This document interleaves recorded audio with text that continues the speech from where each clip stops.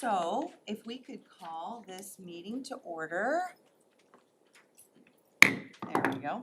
On this Wednesday, January 24th, 2024, with a roll call, please. Dr. Michael Thomas, Present. Lauren Dowden, excuse absence. Excused absence, yes, thank you. David Shepherd, Present. Rachel Merrickwin, Present. Denise Jones, yes, Michael Wallmiller, Present. Colleen Clemzak. Present. All are here and accounted. Thank you. If we could stand for the Pledge of Allegiance. To the flag of the United States of America and to the republic for which it stands, one nation, under God, indivisible, with liberty and justice for all. If we could peruse quickly the agenda. I don't have any changes unless anyone else does either. If I could have a first motion to approve. Make the motion. Thank you. Second. Thank you. And a roll call. Mike Wallmiller. Yay. Dr. Michael Thomas. Yay. David Shepherd, Yay. Rachel Merrickwin, Yes.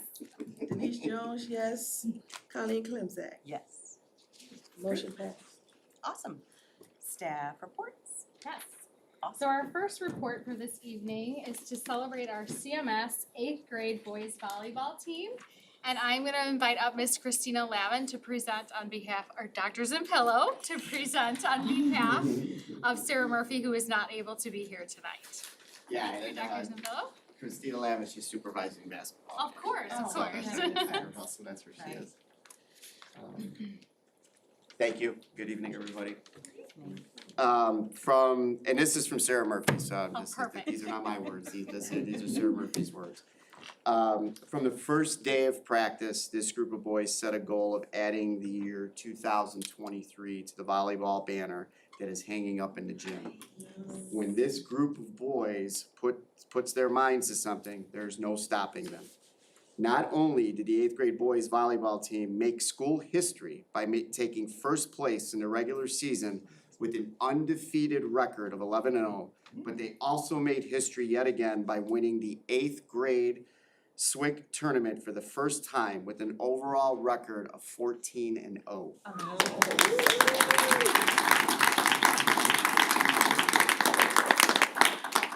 Michael Bruno, Matt McQuillan, and Eddie Tishkovitz were named SWIC All-Conference players, and Matt McQuillan was voted unanimously as the MVP of the tournament. This would not have been possible without the support from the boys' families throughout the season. For making sure the boys had rides to and from the sports complex and all the away games to the amazing cheering section at each game. Thank you for such a wonderful and fun season. That's awesome. Thank you so much.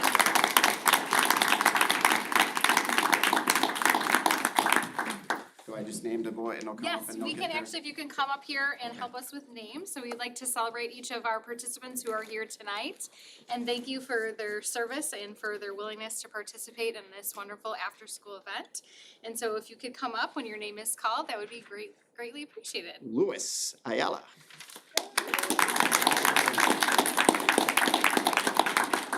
Congratulations. Quinn. Louis, can you wanna stay up here? Here and We're we'll gonna do we'll pictures. grab them another picture. Thank Quinn you. Carlson.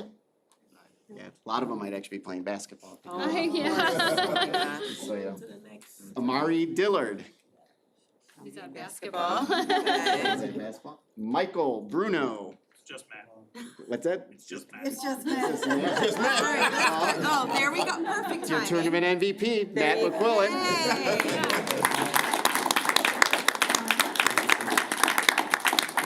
That's amazing. Okay, yeah. I love it. Well, then. let's Yeah, get a we will picture of make you. sure that all of our students receive their certificate of special recognition from the Board of Education, and we will take a quick photo if you're okay with that. Boys volleyball was always my favorite sport to watch at CMS, all three Clemzak boys. Not nearly as well as you gentlemen obviously played, but, yeah, they all three played and it was great to watch, so let's, get a photo with our winning boys. Yes. Yes, great. move out of the way so you can get, you wanna take a picture with Dr. Zampillo? Nice. Everybody, there we go. there we That's go. better. Good job. And everybody's in basketball. Everyone's in Everybody's in basketball. basketball. Hey, we're gonna celebrate another win, right? Yeah, oh, I like that. I like that a lot. Okay, and fellas, there are cupcakes. Yes, Yeah, of there's a course. lot of Please help cupcakes yourself now. for We always cupcakes. have cupcakes for celebrating and parents and siblings and there are cupcakes. That's the way this works, so thank you and Thank you so much, guys. Congratulations.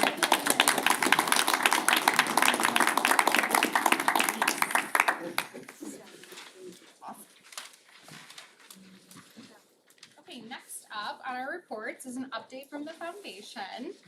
And our foundation has had extreme success this year that's dedicated to making sure that our Grinch breakfast was a success. And I just have to say personally, I was at the Grinch breakfast and their decorations were absolutely out of this world. It was so fun. You did a And great so- job. I am presenting on behalf of the foundation today. So I'm just looking for my notes really quick here there. So the Grinch breakfast was totaling a profit and there were 450 people that attended the Grinch That's breakfast. a lot of pancakes. Yeah, a lot of pancakes. Lot of And I pancakes. think you served them I all. did serve the pancakes. It was very fun. It was so fun. And we just wanna say thank you to our sponsors. So McDonald's was a donator, Culver's, Dunkin' Donuts, and Wolf's Bakery. And a special thank you to our Central Middle School, NJHS, and the Evergreen Park High School leadership team for volunteering for the event. And also our Madrigals who performed from the high school was a huge success as always. Our district kitchen staff does a lot to prepare for this event as well. They were everywhere that day. They were everywhere. They were everywhere. And a current update too is that we still have we're working on our POP fundraiser, that's a spring event, and we have our food drives that are still continuing for Southwest and Northwest.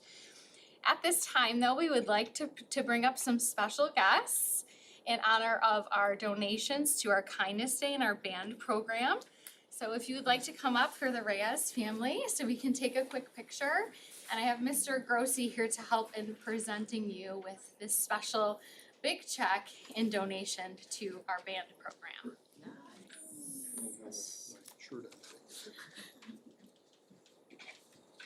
So Eric, do you wanna talk about the donation really quick? Yeah, so the foundation wanted to donate to the band program $1,300 for everything. You know, Amazing. just to thank you and just, Everything that you've done, thank you so much.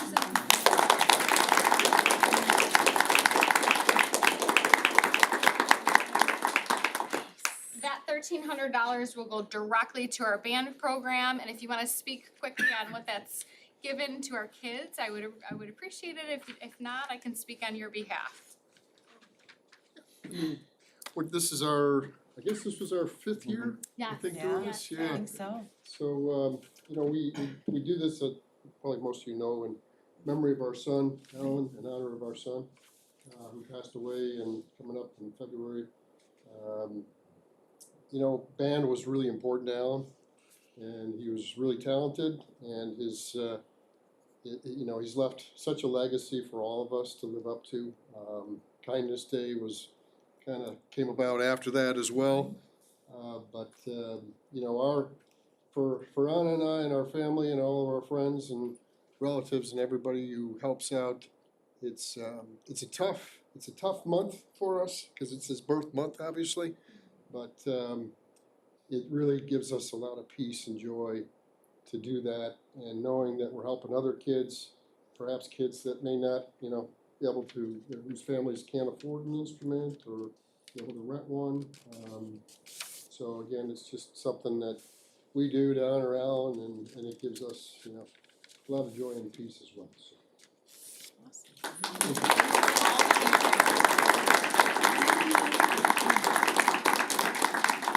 And we are, of course, extremely grateful to give back to our students and to have the opportunity to provide instruments that they need in order to be successful in the band program. And I recently remember walking the halls with Anna, and there was a student who said, "How do I join band?" And she was able to answer that question, and I think that's the most important thing, is that we're able to give back to our students. So thank you so much. Next up on our report is our 5 Essentials survey. So our 5 Essentials survey is critical to our success as a district, and it is a survey in which we want to hear from our community, our teachers, and our students. It is a survey to essentially implement how are we doing in terms of school culture and organizational structure. And there are a variety of different components to which the survey assesses and to which we review administratively. This survey has officially opened, and the window for this survey starts on January 23rd. It actually got delayed, Jenna, till, I'm sorry, I don't know, obviously you didn't know that, but it got delayed till the 29th. Oh, okay, great, Yeah, thank so you. starting March. Perfect, so it got delayed until the 29th. I'm gonna update that slide right There now. you go. And it will go through March 29th. Participation is required annually by all school districts in Illinois, and it's also reported out on our report card. Students in grades 4th through 12th grade participate, specifically relevant to us, 4th through 8th grade. And we encourage all parents to complete and participate in this survey as we want your feedback in the process. Communication will be released at the district level and building level for information regarding completion, so be on the lookout for a release in the near future from both the district office as well as our principals. And we of course also ask for teacher participation. Absolutely. I look forward to reading those results. Absolutely. I always do. Yeah, Mhm. tells us a lot about how we're doing and where we can keep going, so Yes. absolutely. Thank you. Great, thank you so much. And next up, we have Dr. Zimpillo to give us an update on our Central Middle School graduation. Wow. Wow, oh my gosh. Let's think those warm thoughts, how about we, right? I always go back to last year. I always wanna thank you because you saw how nervous I was because it was St. Xavier and it was so big. and you It called was me back. beautiful. It was great. It was great. I remember when I was like panicking and Dr. Woodland said, "Isn't this great? Isn't this fine?" And I was like, I'm glad You you're were here." not ready for joking. I was like, do I joke with him? I don't think so. I don't think he's ready for joking. I And appreciate it that. all was I perfect. appreciate It that. went so smoothly. It is Thursday, May 30th this year, 6 o'clock, so same time, same place, St. Xavier. So we're looking forward to it, it'll be great. We are gonna be, families are gonna be receiving 5 tickets per family. That's great. Actually, this might be the first official notification, so any 8th grade families that are out there or in It's official. in this, now they're hearing it, they're getting notification later this week as well.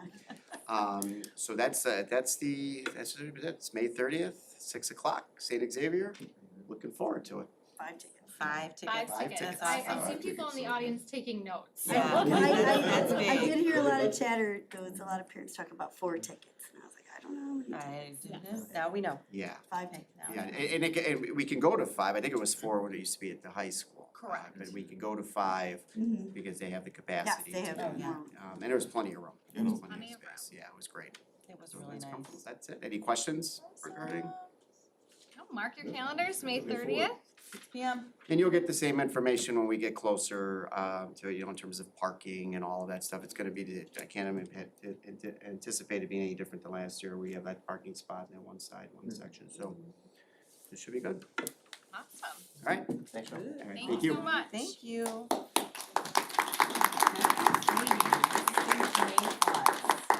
Rainy days, right? Let's think May thoughts. Yes, okay. On a beautiful sunshiny day. It was. Maybe by May 30th, it'll be nice again. I have hope. I'm optimistic. Business office. Mr. Grossi. Thank you again for Yes, being thank you here. so much, and feel free to grab cupcakes on your way out. Guys, yeah. Cupcakes, on the back cupcakes. table, Congrats, guys want cupcake. In the back. You can eat them, I have to. See, I'm serious. Jasmine. Okay, there we go. In the back. You can come back in the other door. Yeah. Back in the, yeah, cupcakes. It's awesome, right? So I know. going to Disney World, getting cupcakes. The only cupcakes LeBron was here. No, yes. Like if they won your big fight. And I noticed Yeah, he yeah. was in the picture for the Grinch. You see that pink small cake Cause spot? like I was doing, if you saw, I was doing this and like same jacket, same hair, Yeah, and yeah. he was in the He background. must have been one of the National Junior Outstanding. Did they That's by, funny. did I love they it. by any chance take a pancake count? How many pancakes they made? We don't my make it, we gosh. get them frozen Uh-huh. and then From they warm them. McDonald's. They warm So them, but I'm sure we could go 450? back and look at how many we actually did, What are but they, there was it were 3 apiece? I'm like, One- Yeah, it's 3 apiece time for wow. hundred, and there, some of Yeah. them were like 3 littles, Huh. and then we had other ones that were a little bigger, so there were 2 biggers, like that was the serving. Okay, so for kids or for adults, yeah. Next time, Next I'll time. count. Next time for you, David, I will Next count how time. many Colleen, you can have a pancakes. clicker like I at will, there you Costco. go. The pancake Click. clicker. We're leaving you on the spot, Eric, I'm very sorry. Sorry, We're we got asking for the final pancake tally. saying about and- pancakes. Eric's like, according to the budget, it was Very, very much apologize for that, so. For pancakes. Okay, so back to the matter at hand, please, thank you. So the financial report this month, statement of expenditures, there really was nothing crazy compared to other months. Salaries and benefits took up most of the expenditures for the month. Statement of revenues was a little different. We finally started receiving some tax payments. We actually received during the month of December $8.6 million in revenue. Out of the $8.6 million, $8 million was from our tax levy. Roughly $8 million, roughly $500,000 towards evidence-based funding, so state revenue. And then the rest of the $100,000 just to various like CPPRT and just reimbursements and things like that. And as a result, our fund balance went up. Education fund specifically shot up quite a bit. And we're about right where we should be revenue-wise, which is good. State's on time right now, so it's good. That wasn't always the case, that's really good news.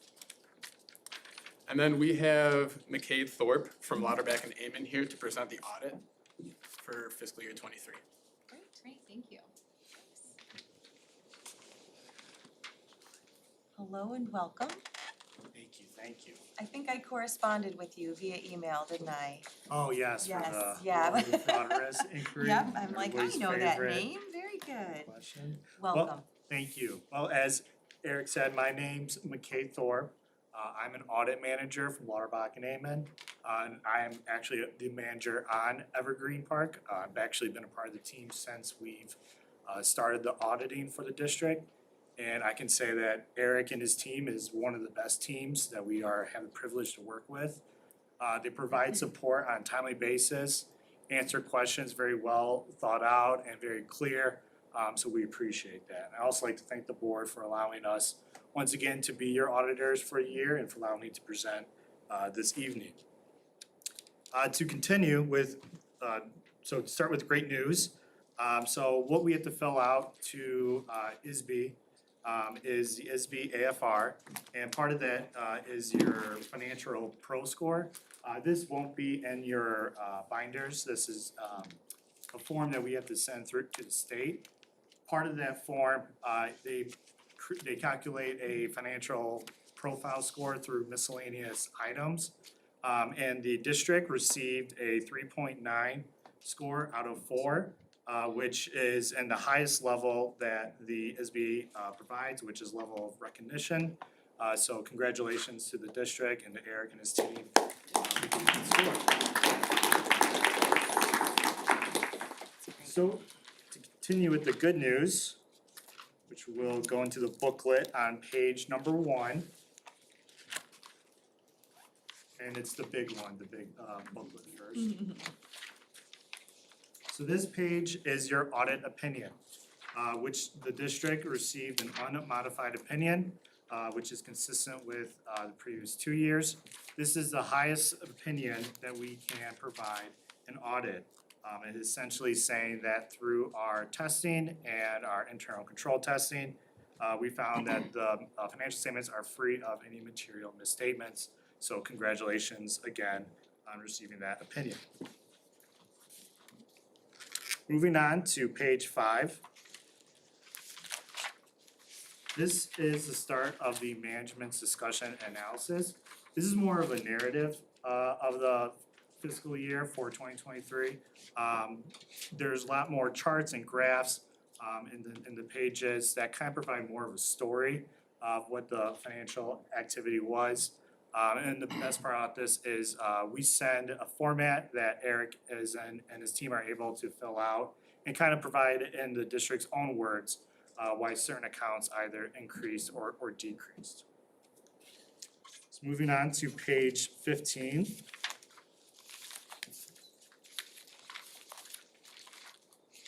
This is the start of your financial statements. This is from the governmental activities viewpoint, which is all your funds put together, plus including any capital assets. So on page 15, this is your balance sheet, which is assets, deferred, outflows, inflows, and liabilities, and your fund balance or net position. Flipping over to page 17.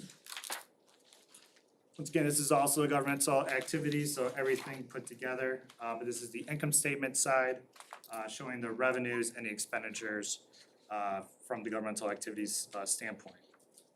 Then to page 18, is probably what you're most used to seeing. This is the balance sheet on a fund level, so general capital projects, and then all the non-major funds. And then if you flip to page 20, this is the fund level again, but from an income statement standpoint. One thing to point out, and some information that you can get from this financial statement, is that you can see at the bottom that fund balance in the general fund increased by about 2.6 million from last year, which saw a growth of about 38%. So that's just some information that you can get from that statement. Moving on to page 22. This is the start of notes to the financial statement. My joke is that if you ever can't fall asleep at night, read these few pages. It's very dense and has a lot of accounting methodology, and pretty much just explains what our testing procedures were to get to the unmodified opinion, and also speaks a little bit to what the district's accounting policy is. If you flip to page 81, towards the back.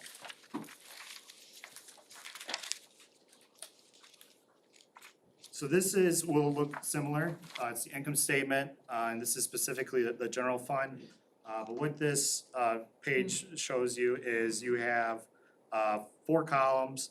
One is the original budget, one is the final budget, or the budget if there was an amendment, and then you have the actuals, and then the variance between the budgets. So if you recall back, I mentioned there was about a $2.6 million increase, so you can look to see which revenue was higher than expected, or which expenditures were lower than expected, to kind of help get to you how that 2.6 came about. So that is it for the annual financial report. I'll pause here if there's any questions. And if not, I'll move to the management letter. Alright, so the management letter booklet, it's the smaller booklet that you have. So just kind of give a brief overview of what a management letter is. It is recommendations that we saw that we provide to the district, just for better business practices. This should not be looked at as any tick marks or any negative. This is more of us saying, hey, we saw this happen, we're seeing other districts, or GASB, which is the Governmental Accounting Standard Board, has these recommendations. We just want to make sure we're passing along to the district so the district can operate as efficiently as possible. So for this year, there were 2 new recommendations. Both of them are new GASB standards that will be coming down the pipeline in the next fiscal year. And then there were 6 total prior year recommendations, which 3 of those recommendations have been implemented during the year. So clearly there's steps being taken forward. I will pause there, and that is my presentation, but if there's any questions, please let me know.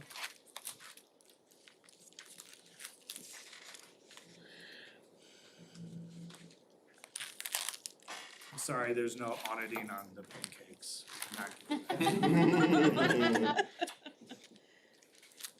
This is hard to just quickly review, so I want to Yeah. spend a lot more time with it. Definitely. Sorry about that. If there's any questions afterwards, Eric has my email, my phone number. Clearly you have my email I got you address, too, so- yes, I do. Okay, so recommendations. Okay. And the only two you said are based, the only two new recommendations are based on Yeah, so, practices. So right, not so- necessarily a reflection on anything we're doing or not doing, but just correct, it's, best so practices. GASB, which is a government accounting standard board, they like to keep us in business. And they like to give new or change the rules. So it's essentially just us giving the district, it's more of like a heads up. Okay, like GASB 100, it will be implemented in June of this coming year end. And then GASB 101 will be coming in the next 2 years, so you got a little bit of time. But we'll clearly work with the district to help implement these standards and answer any questions. Okay. Great. A little light reading before bed. Yeah. Awesome, well, thank you so all. much. Thank you very much. Thank you very much. Okay, next up, we have our report from our Student Support Services Department.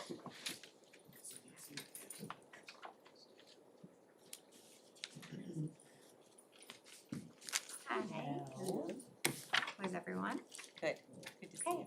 Good to see you. So I am gonna report on our new tool that we're using within our special education department. It's the Goal Book Toolkit.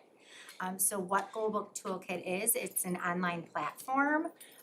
It is currently accessible to all our D124 special education teachers, speech pathologists, social workers, occupational therapists, school psychs, assistant principals, but it's a way to support developing learning goals and instructional plans to individual student needs. So how we're using it right now, so this really came about as part of our special education committee work in developing our high quality IEP. So the programs was researched and selected as a tool to help support our staff in writing high quality IEPs. So it is designed to align goals based on students' present level of performance and then state standards. So we did provide a training at our January Institute Day to our entire special education staff. Goalbook spent about 45 minutes to an hour training us just on the platform. And then we did some of our own training like within the department, doing like a scavenger hunt, just trying to get more familiar with the tool itself, browsing, and then I had asked teachers and service providers to bring in some data too, so their own student data, so they can kind of browse with the data as well. So it's considered a pilot phase. We have representatives across buildings, different platforms, using them to develop goals, and then also access some of the strategies as well. So what does it include? So there's many levels of instructional resources. The platform itself, there's different ways you can access the resources. For example, personalized learning goal wizard, or you could look for learning goals through the learning goal index. So it's kind of like user preference. But when we trained, we kind of looked through all of these areas briefly. So for example, the present level wizard, it just helps you craft some meaningful like present level statements using student data based on subject area, skill, and then it also has like suggested assessments. And then in regards to the personalized learning goal, you can browse through a collection of goals, objectives, progress monitor resources. You can filter by grade level, subject area, strand. Once you do that, and I'll kind of show you as a couple slides later, you can choose a strand. It'll link you up with, it'll create a template for the goal, an editable template that you can edit, personalize, save, and then it also aligns to a state standard. So a lot of different options. Also has like a strategy wizard in there, so it allows you again to filter by grade, subject area, barrier, type of instruction, setting, and then create like a menu of strategies to possibly choose from to kind of support that student in accessing the curriculum. Also has the UDL strategy index, which if you're not familiar with UDL, it's University Design for Learning. It's a framework based on how the human brain learns, so the why, the what, and the how of learning. So strategies, we could pull through there. And some other resources, so there's monthly webinars. Every month they have a webinar, and they're all recorded as well, and you can access on how to use the platform itself. And then they also have webinars on like how to use the platform for trauma-informed or, in crafting trauma-informed goals and objectives, or goals and objectives to meet like universal learning design and things like that. So there's rubrics in there, so when you're designing goals and you wanna, base growth on rubrics, there's progress monitoring tools. There really is a lot of tools and resources available. So another great aspect is you can add favorites, you can save your goals, and create like folders for your individual students, and then you can archive that. So let's say Johnny moves from 2nd to 3rd grade, that teacher can have that data and those things too, you can send those. So the platform is actually developed by teachers, so I feel like that's always something, and they're continually updating it and adding resources as well. It really is a toolkit. Oh my gosh. Yeah. On like every facet that you might Yeah. need So this is resources on. just what the present level wizard looks like. So again, you can type in your student name, select the grade, choose from those areas and strengths and needs. And then within those areas, like I clicked on following directions. You can talk about if the student needs complete assistance, moderate, minimal, partial, and then it kind of crafts that. Obviously, everything is editable, but I think one of the things that it's nice, it also gets our teachers to kind of look at that and ask yourself those questions as well. And think about those strategies when you're developing those goals and objectives for those students, or how you can support them to access the curriculum. This is just like when you're creating the personal learning goal, again, you can browse by subject area, by strand, by grade. I picked state the names of letters, and then it created an annual target. Again, it's all editable. Quarterly objectives, if you click down on that, I'll have the objectives, some progress monitoring resources, and then over to the right, it's the standard. It also has a standard staircase, so you could kind of see what the next skill is that would align with that standard.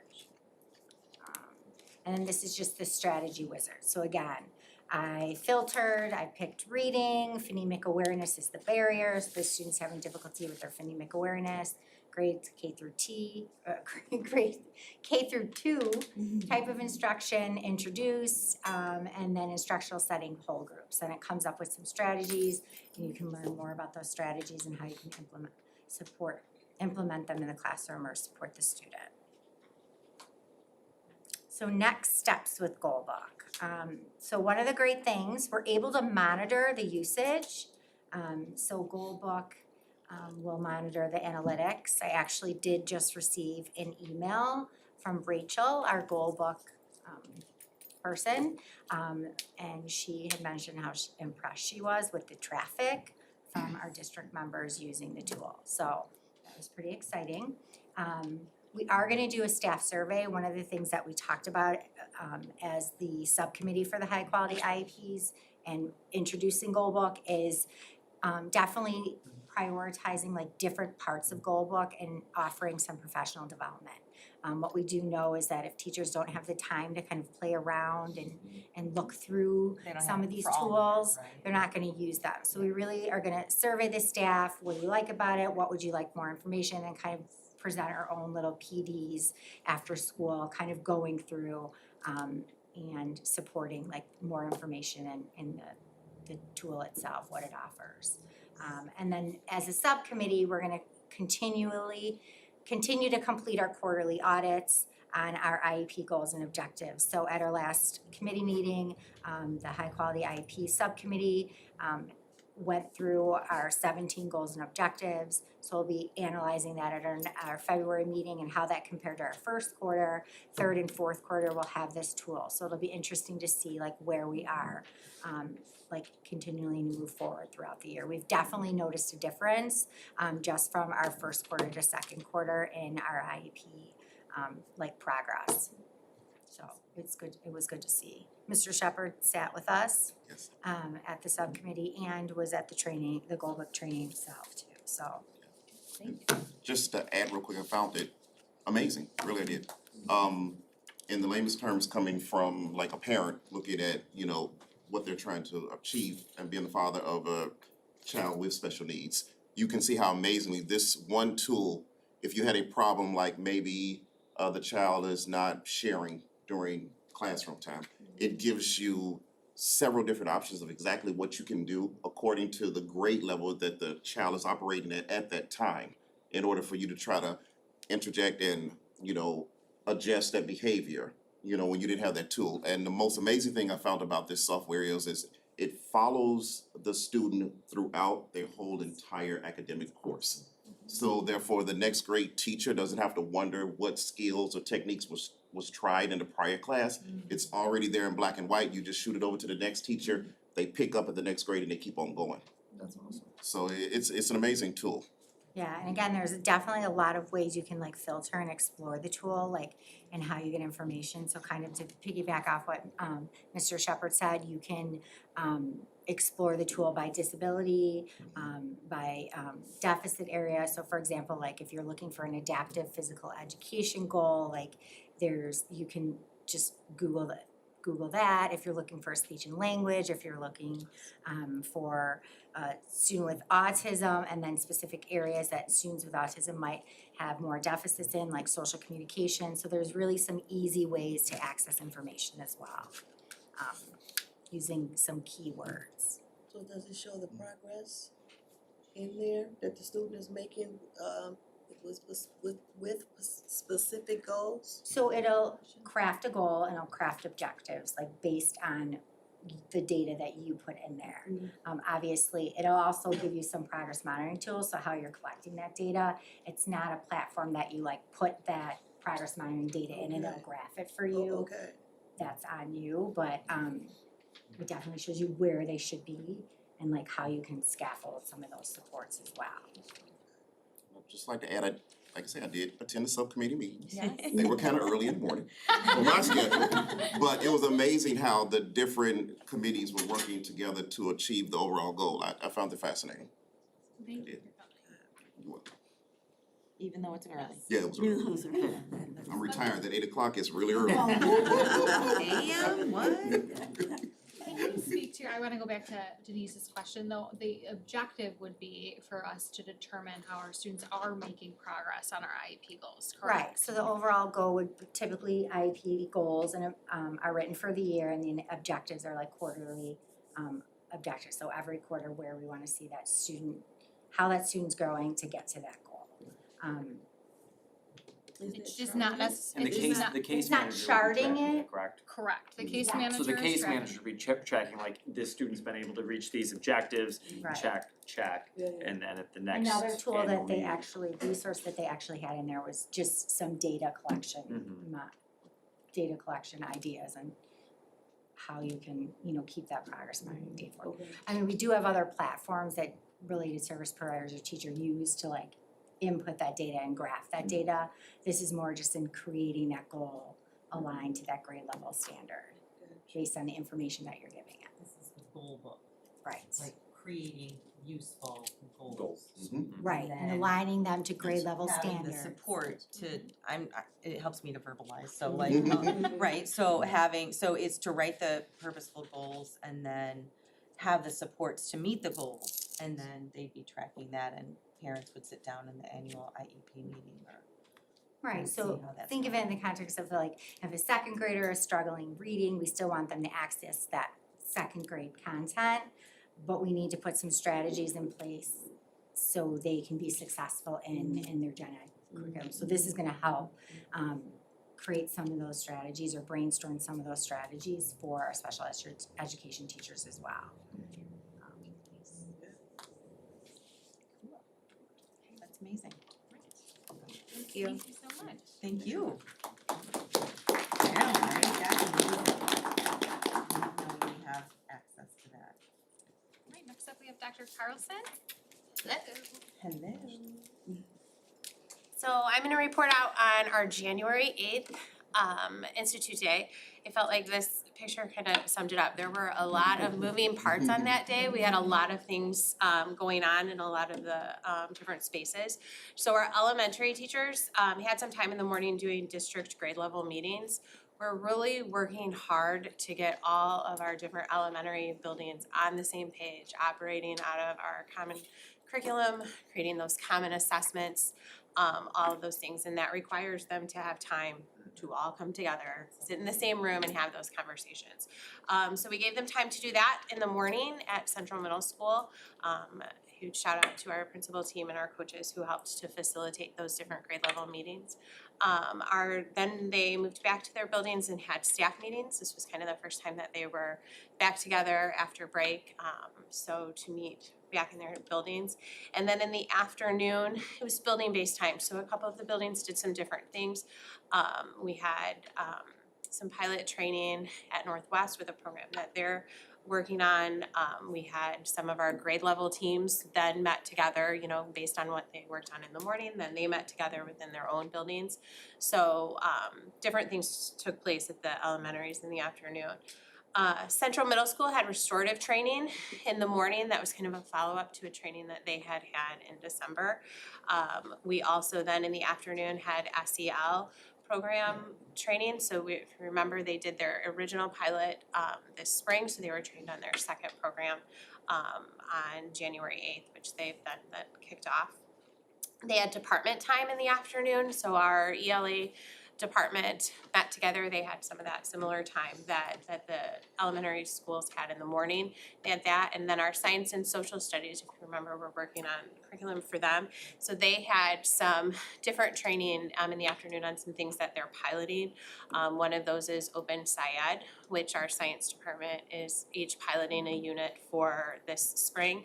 And then our social studies teams are piloting some HMH social studies curriculum that they're also looking at for this spring. So they had that training on that afternoon. And then as Becky kind of talked about, our student support services had lots of things going on. So they had their goal book training for the majority of the staff. And then paraprofessionals had some really specific training also at CMS on functions of behavior and supporting students with autism. And then we were also able to get all of our PE teachers CPR trained. Becky worked on that with the fire department. So lots of stuff going on. So, and nurses too? Great, nurses too. So it was a busy day, but it was exciting. It was great to have everybody back together again and ready to start off the year. So next up, we have our winter growth and achievement data report. So the principals are gonna report out on these. I'm gonna get to the next slide. So our benchmark assessments. So these are our assessments given to students. We do them in the fall, in the winter, and the spring. They're used to measure student progress, growth, and achievement. We use STAR early, sorry. You made edits after I posted it, sorry. Oh, sorry. Sorry, thank you. We have STAR Early Literacy, which is our K-1 students. So students reach a score on the early literacy. That's what they start with. They use their iPads for that assessment. Once they reach, I believe it's 765 on that test, they then begin to take the reading test. So generally most of our kindergarten take the STAR Early Literacy, so they'll be reporting out on that for them today. And then first grade is kind of hodgepodge. Some of the students are still in that STAR Early Literacy assessment, and then some students have kind of graduated and are taking that STAR reading.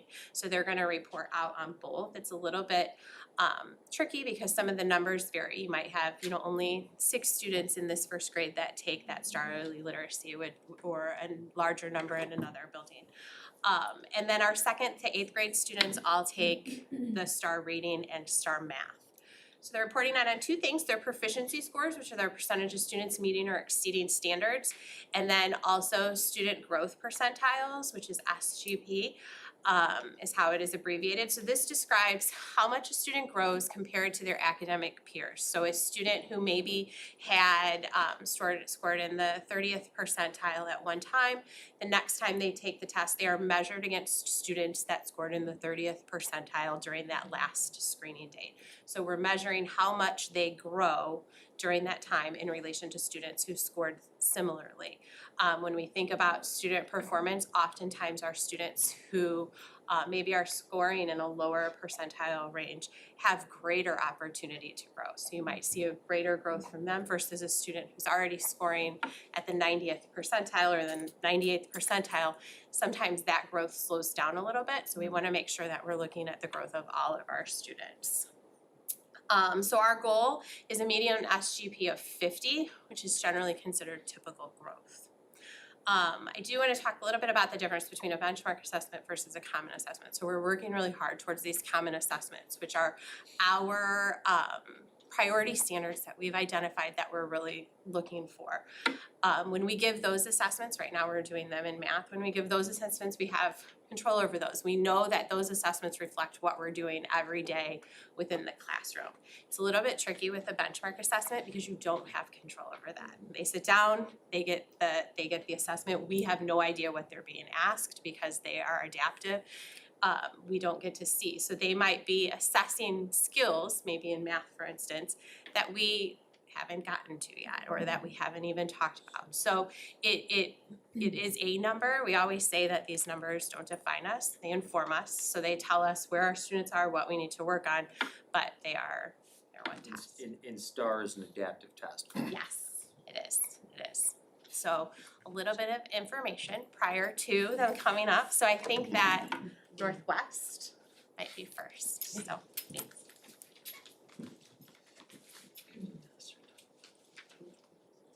Good evening. So this is our STAR reading assessment. So as you can see, there was some really good growth in a lot of the grade levels from fall to winter. Kind of like Dr. Carlson was saying, like kindergarten was a little bit lower than we usually expect, but when we kind of dug into it with the teachers, we realized with the new CKLA program, they go a lot slower to go faster later on. So the kind of what they were saying, like they don't, like the skills being assessed doesn't really match what the students have learned so far this year. So I was a little concerned when I saw that, but when I talked with the teachers, then they kind of assured me that that's probably about where they should be with that. The rest of the grades looked pretty good in terms of the growth and the SGP. Second grade, we're looking at, there's a few students in the grade who require some extra assistance, so we're just making sure that what we're doing matches what the expectations are for the assessment. But the teachers have been doing a great job implementing CKLA and unpacking the units together. So this is reading. And then for math on the next one, same thing, we saw some really good growth. So we met the target SGP in all the grade levels, and we saw some really good achievement growth with the students with the grade levels here. Then for our action plan, we talked about just culture. So this year we're utilizing the zones of regulation to address SEL needs. So that just, we're trying to, with zones of regulation, it just has, it's kind of like inside out where there's different colors for different emotions. And the students identify like what color their emotion is. Like there's a green zone, which is where you want them to be. There's a red zone if they're angry. And we're trying to give them more support in how to get back to the green zone so they're ready to learn. In terms of curriculum and instruction, like I said, we're unpacking the CKLA units with the teachers during grade level meetings, just making sure they understand kind of what the end goal is and then how the lessons fit into that goal. As was mentioned, we're piloting EQUIP, which is for our math program. So what this is kind of neat is it's a pre-test that students take that identifies any unfinished learning, the company calls it, or gaps that they have in skills they need to be successful for the upcoming unit. And so that way the teachers are able to kind of build in that instruction to get students where they need to be so they're ready for the content in the unit that's coming up. We're also using our coach to increase student engagement. That's for their high quality tier 1 instruction. That was one of our goals. So they're presenting different engagement strategies at each staff meeting each month. And then we're building resources for fluency and word problems in math. So as we were meeting with teachers, one that was identified as a need is that students need additional support with like fluency, with addition, subtraction, multiplication, division, then also with word problems and getting them to just get more practice with that throughout the year.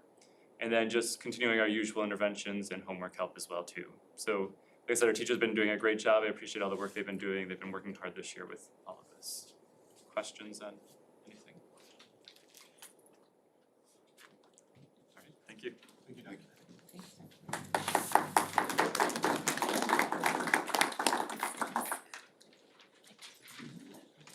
Right, hello everybody. Oh, thank you.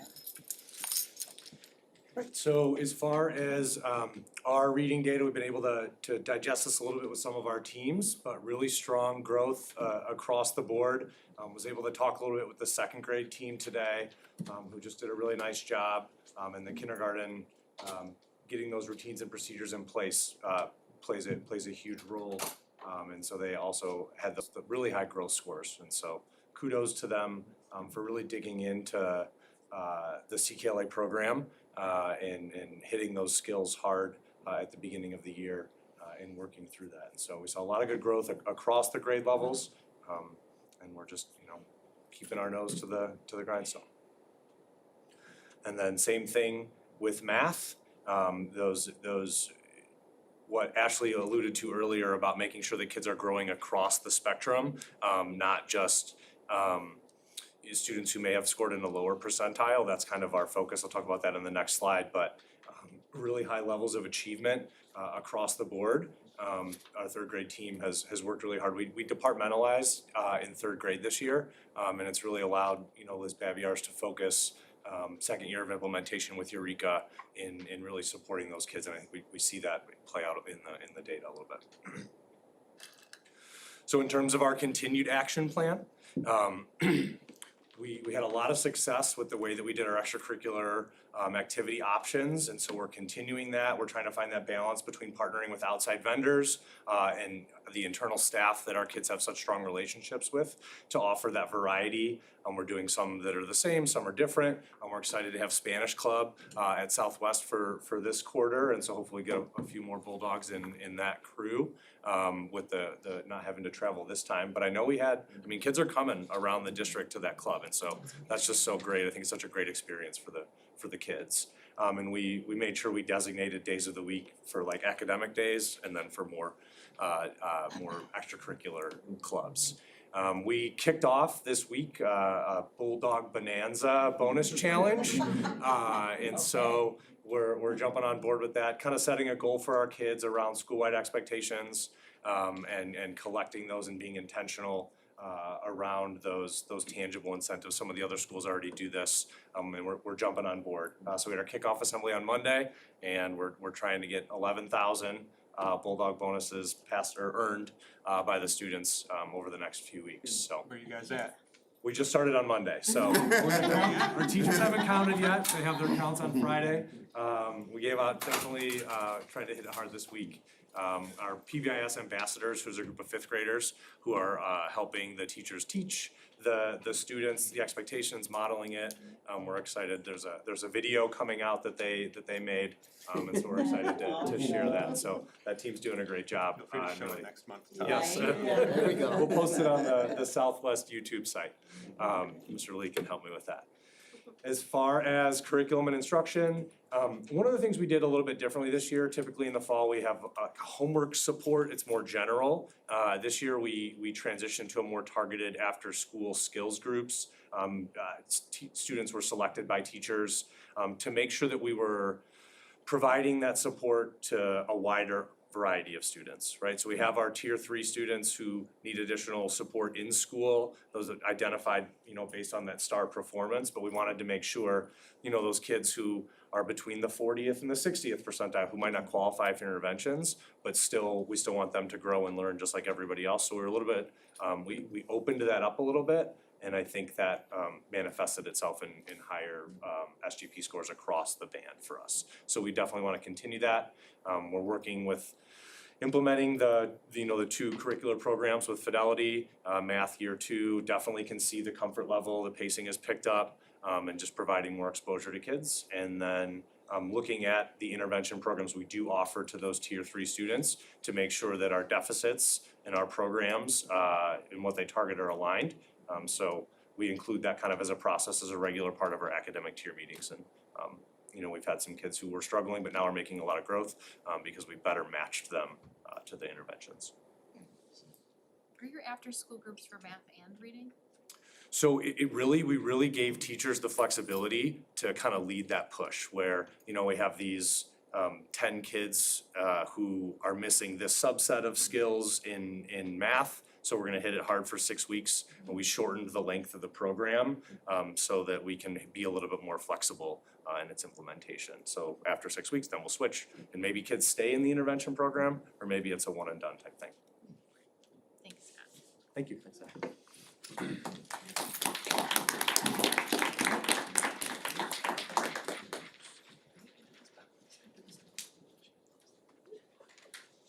Hi everyone. Hi. Alright. How are you? Good. Good.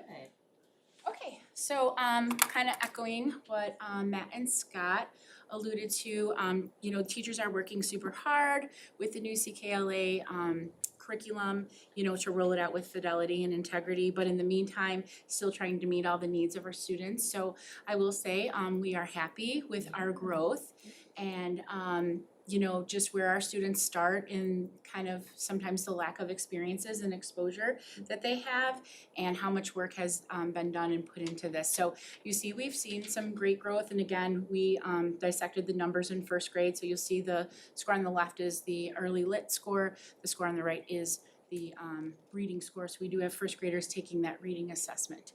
So you know, and when Ashley talked about what our teachers were doing on that January 8th. When my teachers came back, I gave them some data homework. So they had to dive a little bit deeper into these numbers and kind of set some plans with their interventionist and coach, turn them into me, and then move forward because we're really honing in on those students that are on the bubble, that are in the blue we call. So they're teeter-tottering back and forth, you know, kind of back and forth. So we really want to hone in on those students and push them over to the meets and exceeds expectations. So we're really happy with our reading numbers. And then for math, I always tell the teachers to trust the process. We are beginning to see the our Eureka Math hard work unfold.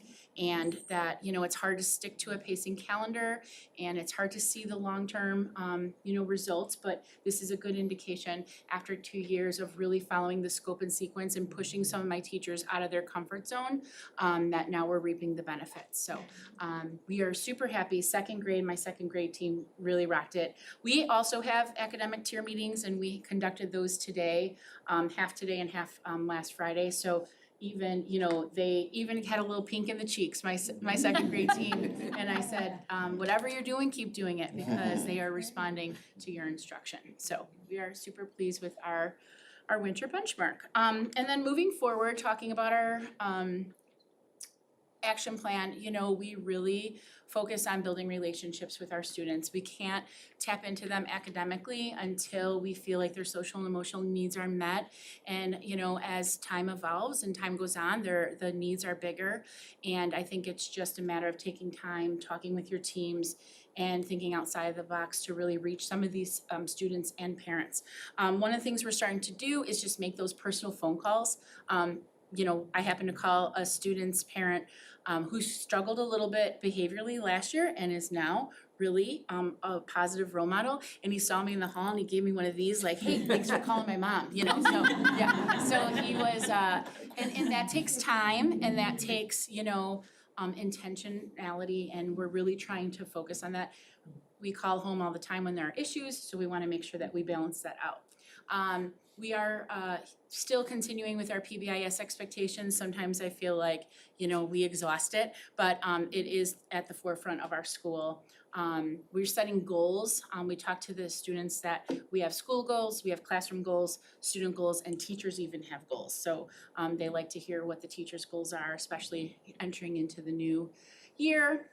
Sharing our school's mission and vision with all of our stakeholders regularly. And I feel like that's what's important is regularly communicating with my parents, like what messages am I trying to teach their children on a daily basis. This month we're living like the king, that's what we say. And so we're diving into Martin Luther King's words and coming up with some plans on how to live, you know, like the king. And of course, make sure that my staff, students, and families feel valued. And then in terms of curriculum and instruction, we're, you know, this is an ongoing, never going to end. This is going to be number one on my list every single time that we assess, we monitor, we plan, we differentiate, and we look at data regularly to make sure that our instruction is moving in the right direction. We use our learning walks to improve our craft and to give teachers opportunities to observe in other teachers' classrooms. We're going to be implementing some fidelity checks moving forward, so all the systems that we have in place, Meg Franco and I will be going in and kind of doing like some little spot checks to making sure that we're delivering our behavior interventions with fidelity as well. And then, of course, you know, enjoy and focus on that collaboration opportunity across the district. Any questions? Thank you for your time.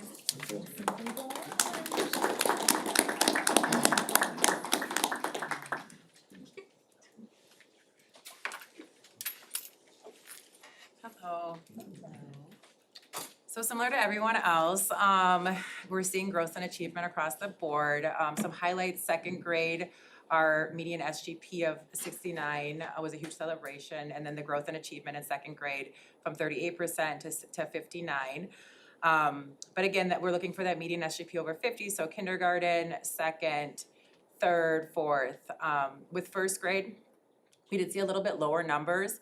And in those discussions with teachers, when we met with them, they were able to show some of those other assessments they've been doing this year, and we were seeing the growth that we would expect. And so we're keeping an eye on that, but we are seeing growth in the other assessments that were given. Fifth grade has historically, that group has just been a little bit lower. So it is similar to how they scored last year. We also have our fifth grade team is a little younger, 2 new teachers to the district and 1 teacher that's in her second year. So just continuing, I'm really proud of them. They really are working hard, but continuing to kind of learn and grow as a team.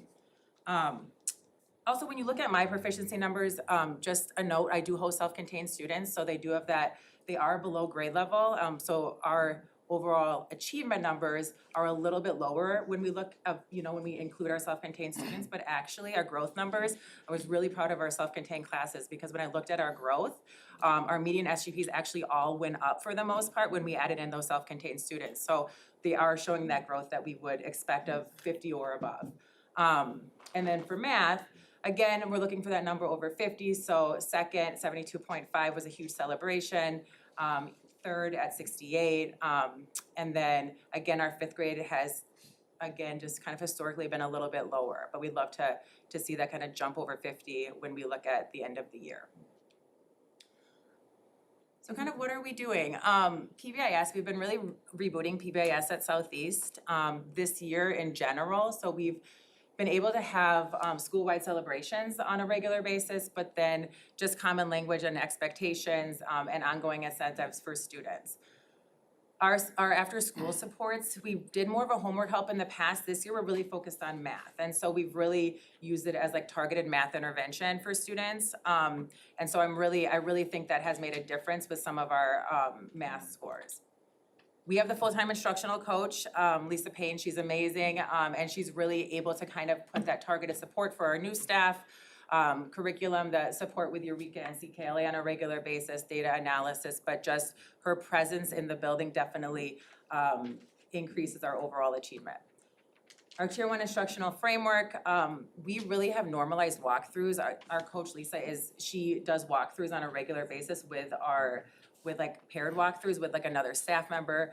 And I will say that one of the things that we want to continue to focus on is that all of our teachers at Southeast, at this point it's like 95%, but we'll get to a point at the end of the year where all of them have been a part of our walkthroughs and just being able to learn from one another. And then I think like agree with all principals, like just to see the continued implementation of Eureka and CKLA with fidelity. Like whenever I go into rooms, this is what I'm seeing, is teachers working really hard to implement high quality Tier 1 instruction.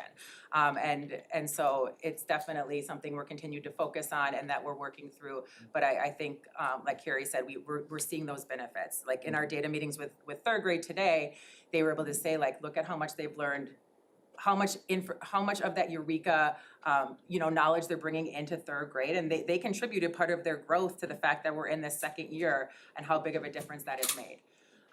Just kind of focus areas for the second half of the year.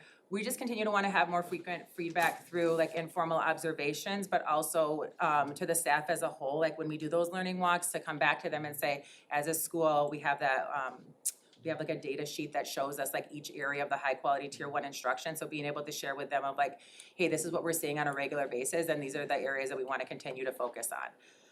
Student discourse, accountable talk has just been a focus area that we've been working on for a while to increase that student ownership in the classroom. And then, like I said, we're really working to have everyone part of Learning Walk, so it's just like more normalized that, and I think we're already at that point where people feel comfortable with people coming in their rooms, and we've been doing it for the last 2 years.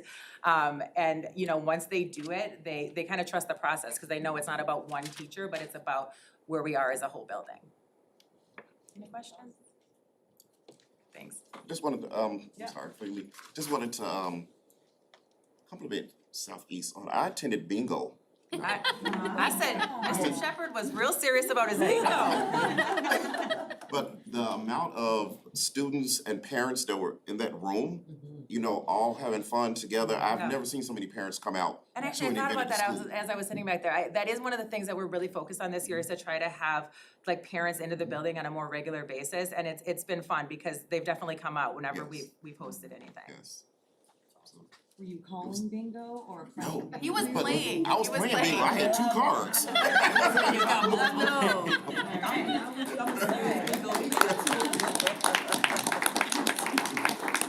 Right. That's so awesome. Super fun. Haley was very glad. She told me like for the next you. day, I love Mr. it. Shepherd came to my bingo night, so. Alright, hello again, everybody. Hello. When you take a look at Central Middle School scores, full transparency, you know, you take a look at it and we know that we still have some work to do in terms of our achievement scores as well as our growth scores. But it's not because of the lack of the hard work of our teachers. We have staff members, our teachers are working hard and doing the best that they can in terms of implementing new curriculum as well as ELA and math, developing common assessments. They're working extremely hard, implementing high quality tier 1 instruction. They are well supported by Dr. Moeller as well as our instructional coaches who are doing a lot of work with them in order to implement these things that we have been talking about. So there's a lot of hard work going. And I like what Carrie said earlier about trusting the process. And I said if we keep moving forward and keep working hard and trusting the process, we'll move forward in a positive direction. So you can kind of see our reading scores. We did go down in achievement, but did go up at 6th grade. 7th grade, we went up slightly, and in 8th grade, we took a little bit of a dip as well. And then you can see our growth, our SGB scores there. Now, one of the things with reading, and the teachers are very, very excited about the implementation of reading, they like the writing component of it as well, and it's not reflected in these star scores as well. And they really do think that students are getting exposed some good quality writing instruction, the opportunity to practice that, and we see that when we go into the classrooms as well. So again, that's not totally reflected in our reading scores. You can see math scores, they're a little bit better in terms of our achievement scores as well as our growth scores overall. They went up in 2 out of the 3 grade levels, and our growth scores our SGB scores a little bit higher. Our teachers are really buying in. Again, that was a little bit in terms of the pacing was an adjustment for our teachers in terms of the lesson a day pacing, but again, they were provided with a lot of support and a lot of guidance and a lot of opportunity to learn, and now you could see that as the school year has gone on, they have gotten more comfortable with the pacing of Eureka, and our students have adapted and adjusted very well. You know, and there's such a focus on that skill development, which is really good in terms of math. So they're doing a very good job with that as well. So a lot going on and a lot in terms of our action plan. We want to continue to strengthen our home and school partnerships and make positive impact on student learning and growth. We're actually developing plans to do a breakfast to celebrate our students who are demonstrating achievement, and we're going to be doing that. There's a couple of breakfasts, and you'll see information about that are coming up pretty soon in terms of students that are doing well. And that's an opportunity to bring parents in to celebrate kids that are achieving, our star students that are doing very well. That's going to be coming up. The fact that we're developing and implementing more effective systems to address chronic absenteeism. We've talked about that. We're doing that with the district as well. I know families are more informed in terms of their students' attendance overall, because we've heard about that. And they're gonna continue to do it through phone calls, through letters, just through connecting with them as well, so they know, we're gonna keep going with that. Reinforcing successful examples of tier one instruction practices through more frequent classroom walkthroughs. And that focus on identifying and celebrating strong instructional practices. We actually started our winter walkthroughs this week, and those are going well, as well as the debriefs. Strive toward teachers sharing successful instructional practices with each other more consistently, both happening in team time, department time, as well as in faculty meetings. Our PBIS reboot, we're doing that as well. Couple of highlights there is we are now doing, we were originally planning to do what we would call 6-week check-in meetings for our students that qualify for tier 2, tier 3 supports. And those are now being run by our school psychologists as well as our social workers at each grade level. Well, we've gone even further than that, and now we're doing 3-week check-ins as well. So every 3 weeks, we're checking in and on students and their progress that are receiving tier 2 and tier 3 interventions, which is really good. And our school psychologist has done a really good job putting together a tracking system with that and working with our social workers and our teams. We're also doing monthly and have been doing monthly celebrations. Chris Lavin has done some great work organizing these Winter Olympics, they call it, and Fun Olympics.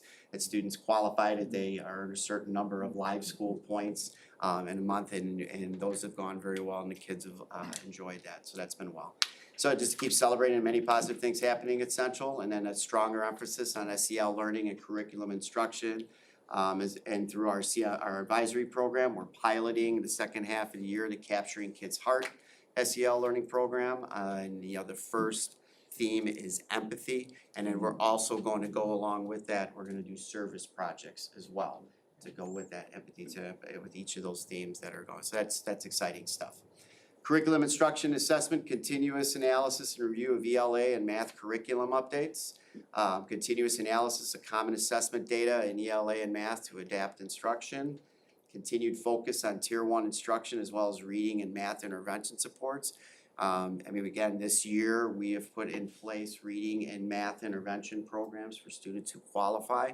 And we've actually had some students who have successfully moved out as a result of the latest the STAR results in the the latest STAR benchmark assessments. And we've moved some students in as well to provide them that extra, that's a support that they need. And along with that, I don't believe it's up there, but the advanced language, multi-language learner course that we've been providing for students, that's an additional intervention support that we've been providing. So there's a lot going on there, and that's something that has not happened before. It's the first time we're doing it this year. So good things are happening there. Grade level, department STAR data analysis that identifies individual and collective needs of students, which will drive differentiated instruction. Our instructional coaches, collaborating with Dr. Moeller, have done a great job going into the teams and analyzing our data, our STAR data when we have, and having really good, rich discussions. And that hasn't happened before, so they were doing really good work there. And those are good conversations to be part of. And then targeted building level professional development based on a high quality tier 1 framework and learning walk data as well. So with all of this good work happening, continuing to happen, we are hopeful to see stronger scores when we get into the spring benchmark data as well, because there's a lot of good stuff happening. All right, any questions?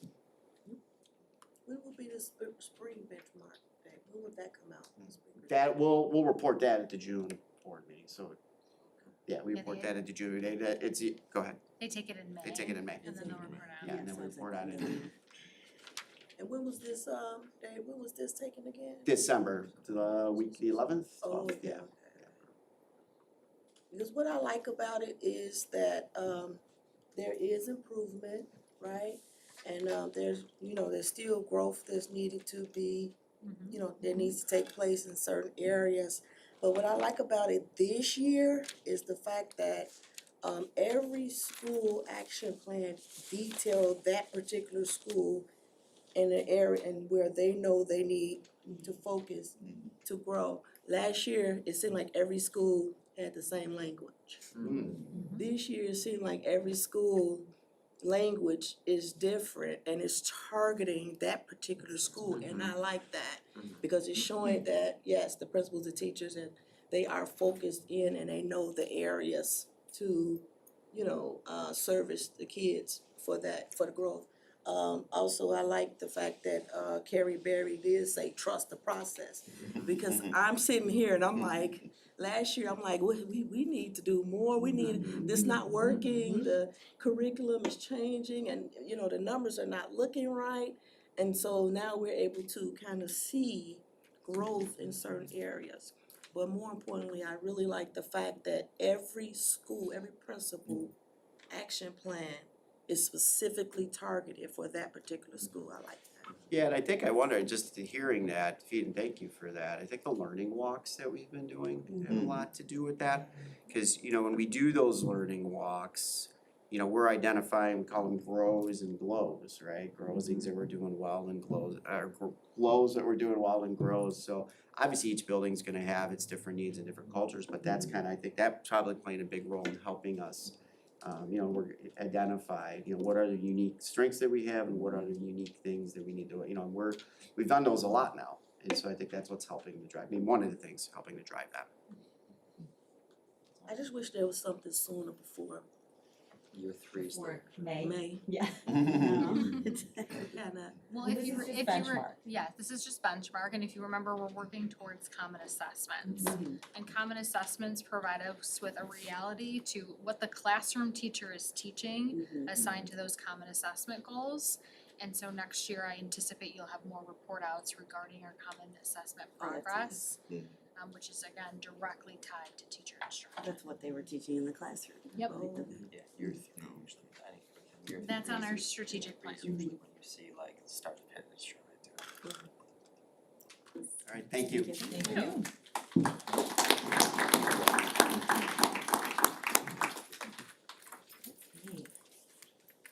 We are moving on to public comments. I do have one green sheet. I also want to remind all of us that there are a few reminders specifically about the logistics for the public comment portion of every meeting, including this evening, as is posted on our agenda publicly for every meeting.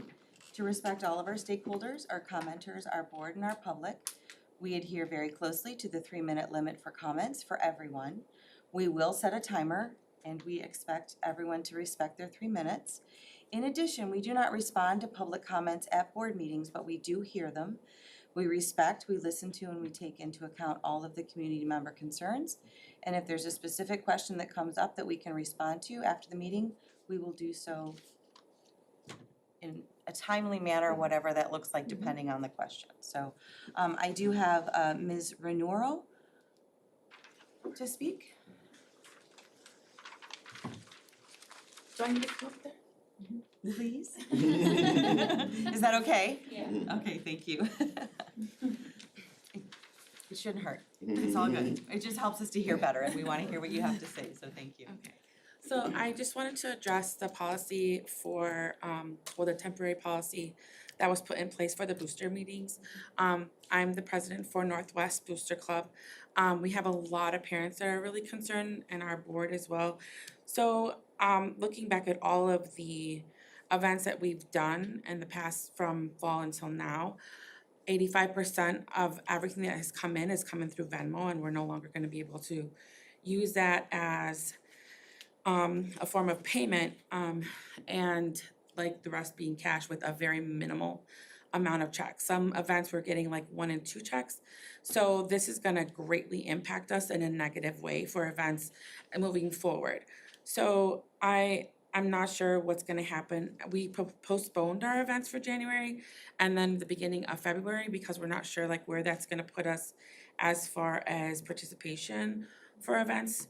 But I'm wondering if we are going to get an answer on this or if we're gonna get a new policy.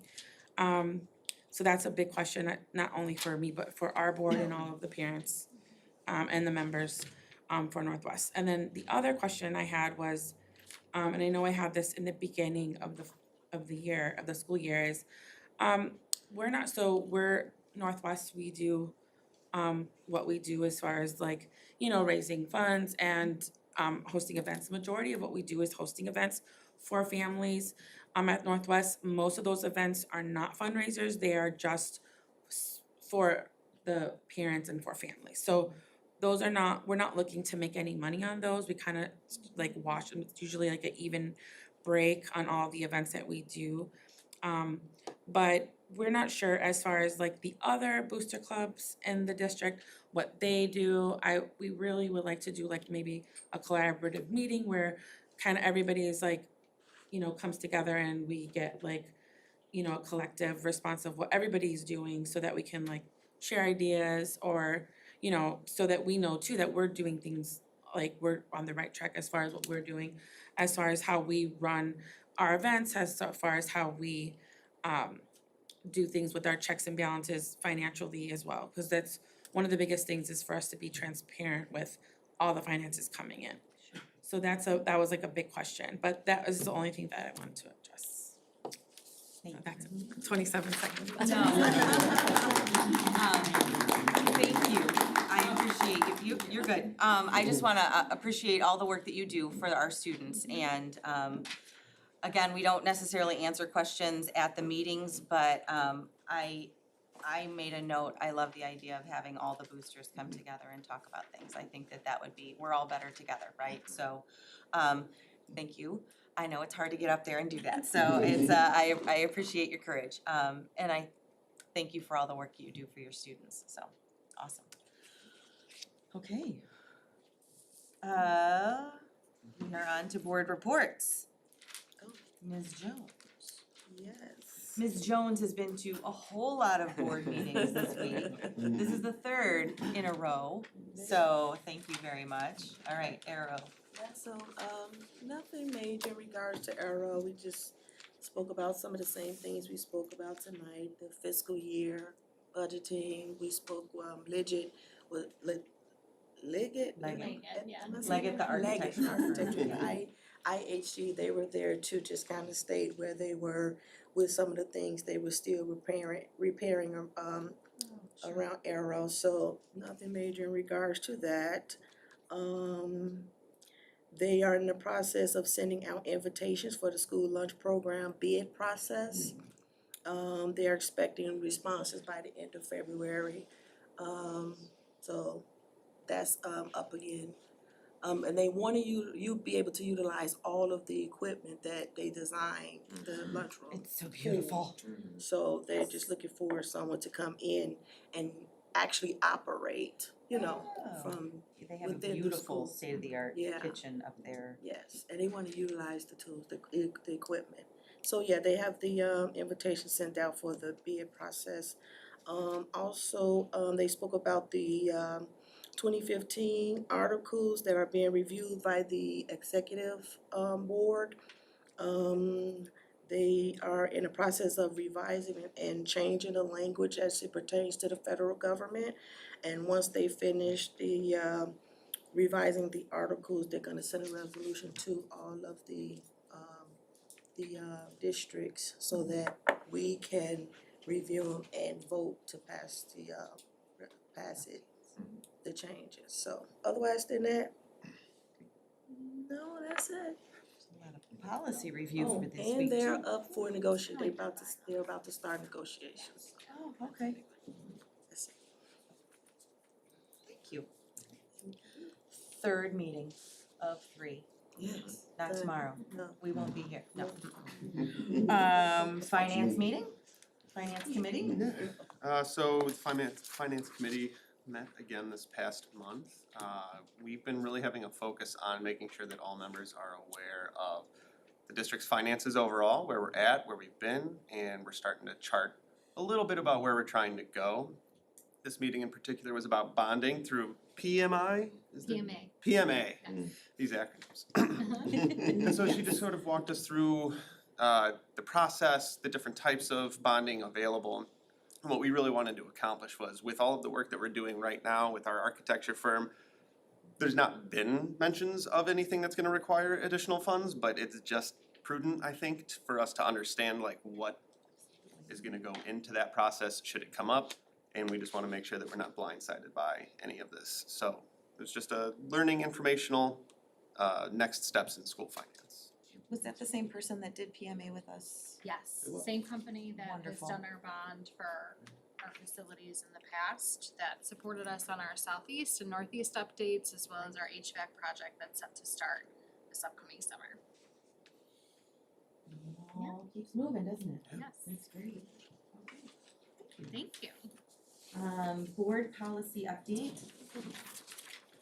That was exactly 24 hours ago. 23 hours ago, Right here. because it I was, think we, the best part was when you said there was food, though. there was food, and then everybody was gone from the table. It was astonishing. I was starving. We had been already at it for an hour and a half, and it was a long and fruitful. It was a very fruitful. So we are going through the process of reviewing all of our policies. We are not currently digital, but we're going to be so soon. Sonia's like, yes, yes, we are. Well, technically, they could read it online and scroll. You all, everybody can, it's all available online, Hundreds. it's just cumbersome, so it's hard to find specific things.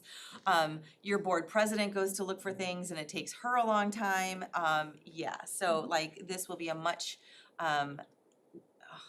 more user-friendly platform.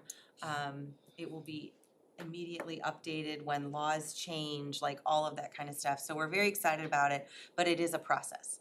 And so we started it a couple months ago, and we sat here just last evening with our IASB representative, Nick Bauman, and he walked us through. There are 8 sections of the policies. If you ever McCade, who was here, if you ever wanna really go to sleep, sit and read, hundreds of pages of policy. But we made it through the first 3 sections Mhm, we of did. 8, so we're pretty excited about that. And we do have our next meeting as well, scheduled for February 12th on a Monday. And Lincoln's birthday. there you go, not President's Day, mind It's you, Lincoln's Lincoln's birthday, birthday. it's not But we are getting through those, and I just wanna thank my board, because it's not a quick or easy process, it is definitely work. And it's going to make us better as a district. It'll be easier for everyone else too. It'll not be just easier, us. but it also gives us a For when chance to look at every Families policy. wanna try and find the policies and they'll be able to click instead Yes. of, they're not gonna read through. I don't blame them, no. Line by line, page by Line. page. Yeah, we went We through have found the about outdated ones. about an inch last night. But it's like I said, it's a very fruitful process, but it is a process. So, and we are going to continue to make that happen, and it should be done by the end of the school year. Yeah, that's the plan, and that's our update. So, any questions, comments, jokes, quips? I'm Seen you guys excited in a long about it. time. I know, right? I missed you guys, right? I know. Oh my gosh. Okay. So, yeah, I'm not gonna be here tomorrow night, just in case I have a class to teach. So if y'all are here, great. No. Okay, so we are then able to move on to our action items. Action item A is our consent agenda. Number 1 is to approve the monthly transaction reports for December of 2023. Number 2 is to approve the fund balance reports for December of 2023. Number 3 is to approve the expenditures report and projected payroll report for January of 2024. Number 4 is to approve board minutes for the regular meeting of December 19th, 2023. Number 5 is to approve our closed session minutes from the regular meeting of December 19th, 2023. Number 6 is to approve destruction of closed session tapes from September of 2019. And number 7 is to approve the personnel recommendations as listed on the agenda. We have additions, a child rearing leave, 3 FMLAs, and 1 resignation with intent to retire. So congratulations to Ms. Lurkman. So if I may have a first motion, thank you, to approve our consent agenda item A, thank you. Motion to approve consent agenda item A. Thank you, Dr. Rudolph. And a second? I'll second. Oh, No, let Rachel have it, I already have one. You did, that's true, okay.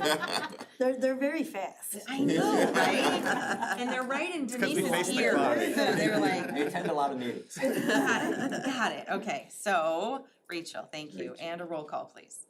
Dr. Michael Thomas, Yes. David Sharp, I'm sorry, Rachel Merrickwin, Yes. David Shepherd, Yes. Denise Jones, yes. Michael Miller, Yay. Colleen Clemzak. Yes. Motion passed. Excellent, okay. Item B is to approve our summer school principal? Contract, yes. Yes. So we have 2 summer school principals that are continuing for next school year this summer, and it's Haley Vermeer and Carrie Berry again. And those contracts were in your board packet. Thank you very much. So a first motion to approve our summer school The principals. first motion, please. Excellent, and a second, please. Second. Excellent. You waited though. I did. I You was wanted just- to, Hey, I get it. Roll call, please. Michael Miller, Yay. Dr. Michael Thomas. Yes. David Shepherd, Yes. Rachel Merrickwin, Yes. Denise Jones, yes. Colleen Clemzak. Yes. Motion passed. Excellent. Item number C is to approve our interim superintendent contract. And I'll go into that in a minute. If I could have a first motion, please. I'll make the motion. And a second. I'll second. There we go. Pull We this hear out. from this side, Pull this excellent. side. And a roll call, please. Rachel Merrickwin, Yes. David Shepherd, Yes. Dr. Michael Thomas. yes. Denise Jones, yes. Michael Miller. Yay. Colleen Clemzak. Yes. Motion passed. Excellent. So now I get to say the words. Hi, welcome. So, and then we will recess to closed session, but just to celebrate. So one of our FMLAs is Dr. Woodland. While she goes to meet this little person, yes, who It will keeps kicking. comes, probably 'cause he's on- he's my rating. cupcake. The child needs a cupcake. They heard cupcakes, they can't stop. I know, right? We all are that way. But I am so pleased to welcome Dr. Judy Hackett. So she will be joining us as our interim superintendent on a part-time basis. We will also be wonderfully led by Dr. Ashley Carlson on the day-to-day, and Dr. Hackett will be with us 2 days a week for the duration of the leave. And you don't know her, she's amazing. So she, no, I will, I could gush. So I know my board has received her information in their board packet and also when we were going through the process. But truly, we are so blessed to have you. We are so fortunate that you said yes. And if we could all welcome. So, thank you very much. We'll all get a chance to meet her. It's an honor to Please, you can say whatever you want. I'm not afraid of a mic. I didn't tell you. Warning And you. I was like, I can't just put her on the spot like that. Oh my gosh. I'm good. Welcome. I Yes. won't sing though, I Tell us promise. what you want to tell us. I Oh, love it. thank you. I just wanted to say, and I had the good fortune of meeting with the board president and Dr. Woodland last month, but I started my leadership career in this community several decades ago when I was having babies, honestly. And so for me, it is like this incredibly cool full circle for me. I love kids. I love being a teacher. I love being a leader, and I am honored and just thrilled to help continue the great things that District 124 is doing and have a partner here to work with. But thank you so much for that honor and opportunity to serve as an interim. I'm so glad to have you. What really stood out to me when we had the opportunity to meet is that Dr. Hackett said, "I'm a teacher at heart." And so when she said that, I said, uh-huh. Yep, that's the person. That's it. It's in our So bloodstreams. that's exactly what it says too. Exactly. Yes, absolutely. And we do have a gift because everyone who comes and We joins always us- have swag. Fantastic. Always. So love you are gifts, now a and I member of love our swag. EP family, so there's They're a the sweater for softest you. sweaters. That is my favorite sweater. It is a super soft. Yeah, we love it. I have to, once a week, I have to make sure I have that on. It's so soft, yes, I love it.